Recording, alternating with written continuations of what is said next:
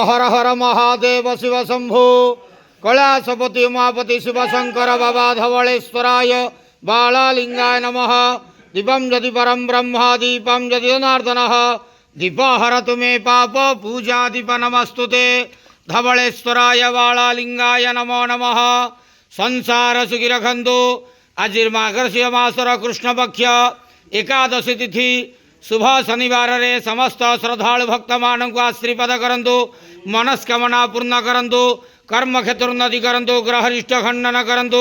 जगतर मंगल करंतु। विश्वर कल्याण करंतु। आपणकर नाम प्रकाश करंतु। सेवकर डाक श्रवण करंतु। समस्त गुआवसा भक्त मानकर मनस्कामना पूर्ण करंतु।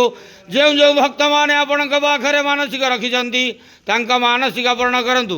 धवलेश्वराय बालालिंगाय नमो नमः।